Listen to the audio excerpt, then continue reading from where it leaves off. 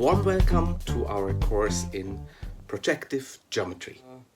Let me start with a little bit of history and only a very little bit of history. Here I collected, several phases that throughout history played a major role in projective geometry.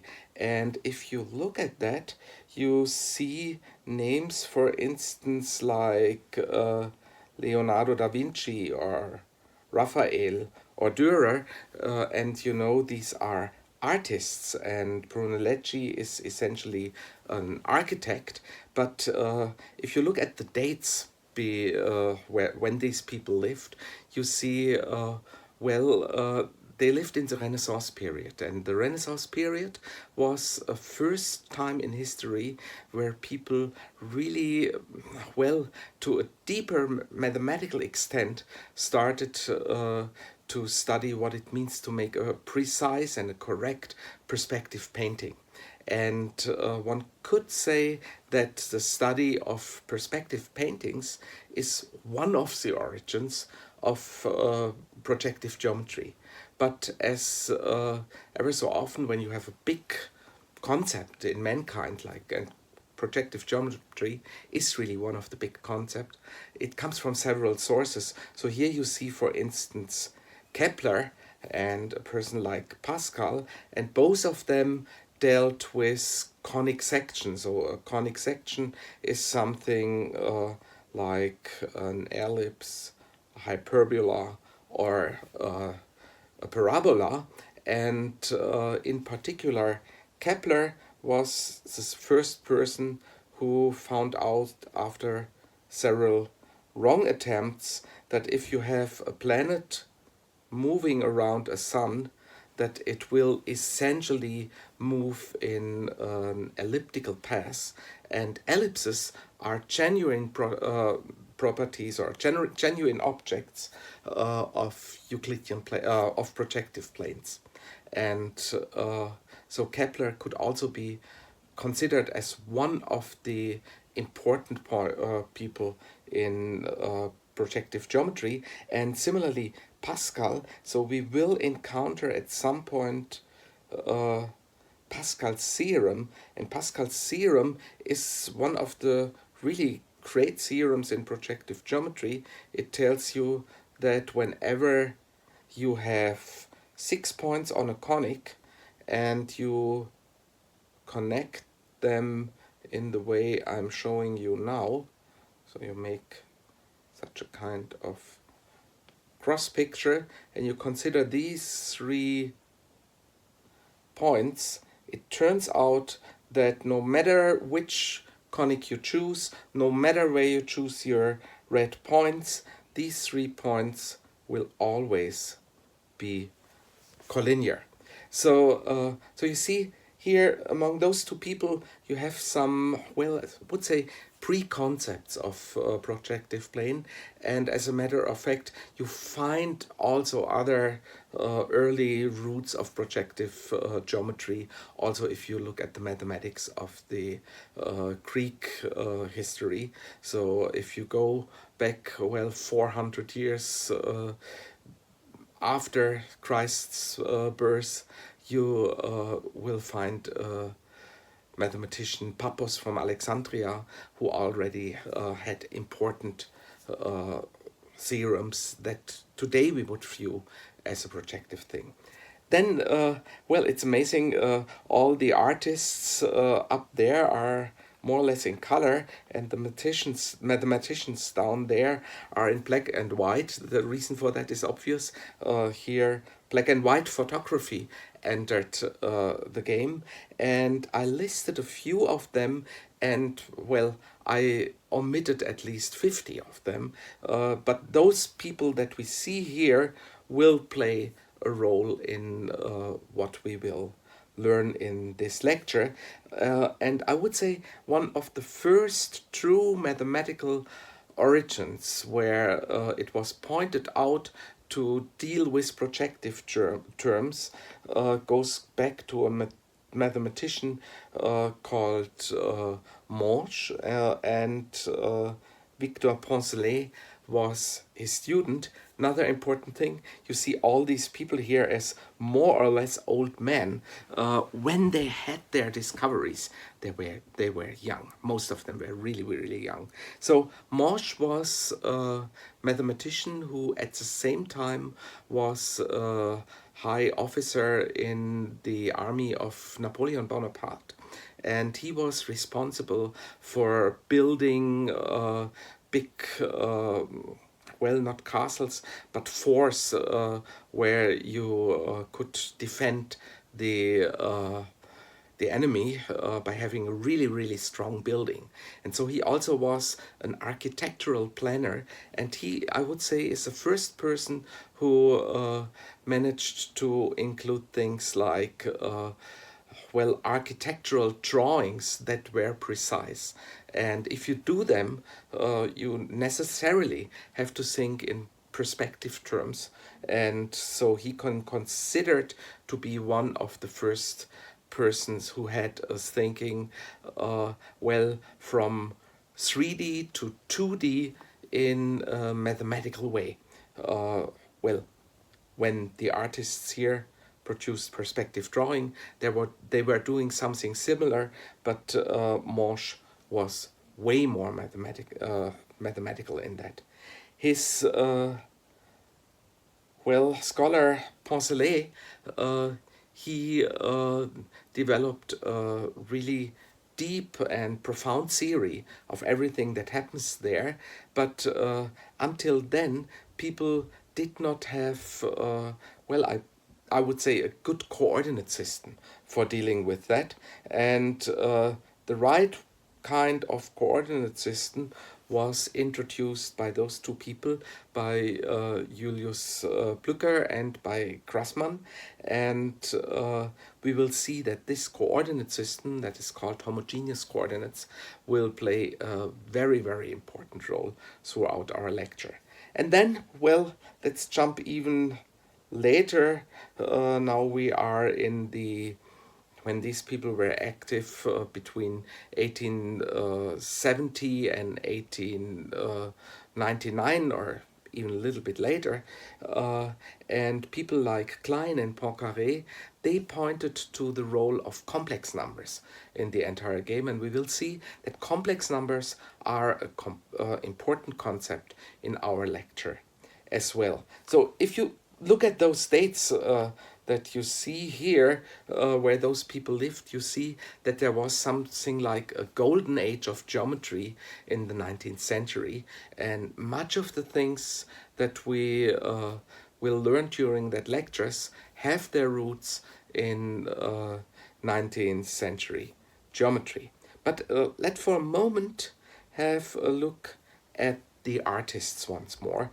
I showed you here we have Leonardo, here we have Raphael, and here we have Dürer. And I want to show you 3 paintings of them, or sketches of them. So this sketch here is done by Leonardo, and if you look at it, you see it's a kind of transparent view of a building, and it's constructed with very, very high precision perspective.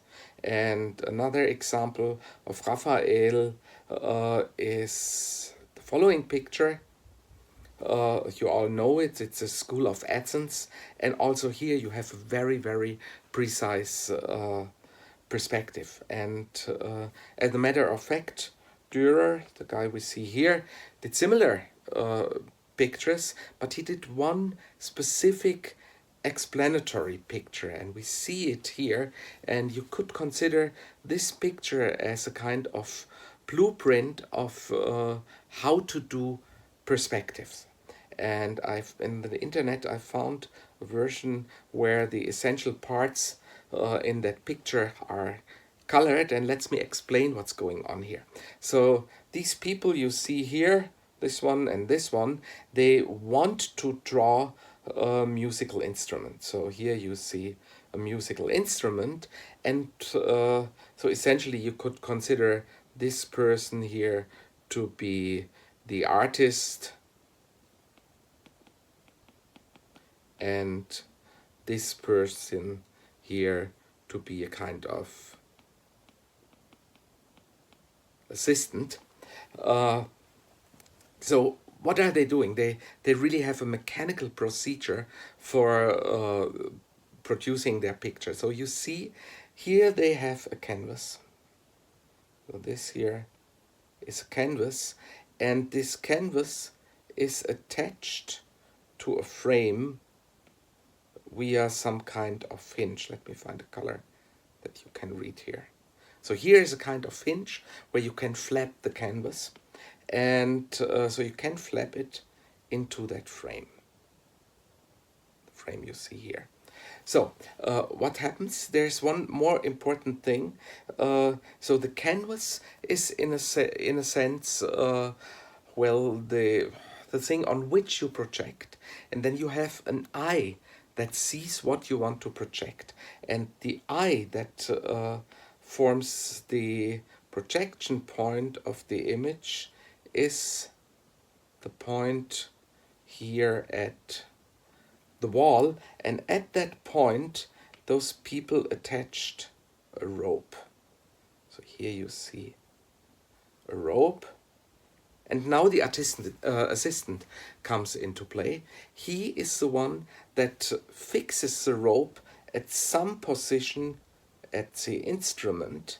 Then the artist here holds his pen at exactly the position of the rope, and then the frame is, the canvas is flapped into the frame, and the artist draws a single dot. That's all. That's essentially following the physics of a light path in a rather mechanical way. So it's, I would say it's an early way of ray tracing, and many of the high-end computer graphics that you see these days are done via some kind of ray tracing as well. If you do this like that, then this has a few important consequences. So, for instance, if on your instrument here you have a few points that are collinear, so assume these points here are all on a line, they lie in a plane spanned by the eye point and that line here, and it turns out that the projections you get of those points, here things get very narrow, will lie on a line as well. So essentially, lines in space are projected to lines on a canvas. So this is essentially the model of a very simple pinhole camera. So let me jump a few, well, centuries in history to a more contemporary artist. And here you see two paintings of M.C. Escher, which are drawn in very, very high precision geometry. And so the perspective in these pictures is really close to perfect. And here you see, essentially they are generated by a similar process. And what you see here is that lines that are parallel in the original 3D scenery, like these three lines that you see here, they will meet in one point at the picture. So perhaps you heard this parallel lines meet at infinity, and if you draw them perspectively, they will no longer necessarily meet at infinity, they will meet in a finite point. And these finite points are really a crucial thing in projective geometry. So what you see here is a little animation that I did. You see a plane calculated but drawn in perfect perspective, and you see many parallels on that, and you see how if I draw these things perspectively, they at the end will really meet in a point, and we will essentially model these things in our axioms of projective geometry. One more important thing, if you say follow one of those points here, it will meet at infinity, but if you rotate the whole thing around the opposite ray, will also meet at infinity. So infinity is at the same time in that direction for a parallel bundle and in the other direction as well. We will make these things more precise later. So let me say something about the beauty of projective geometry. So we have seen that parallels that don't necessarily have an intersection in usual geometry, they will have an intersection in projective geometry. And so what projective geometry at the end is, it is a system of points and lines in a way such that any pair of points have a line joining it, and any pair of lines, also parallel lines, has a point of intersection. And I really have to emphasize these two words, any, because they make a complete symmetry between all points and between points and lines. So projective geometry is really a very, very symmetric theory of geometry. So this here more or less goes back to Poncelet. From there, we will essentially talk about coordinate systems. Later on in our lectures, we will find out that complex numbers play a very, very crucial role in all that. We will learn about completely new types of geometry based on introducing complex numbers into projective geometry, and from there we will literally go to infinity and beyond.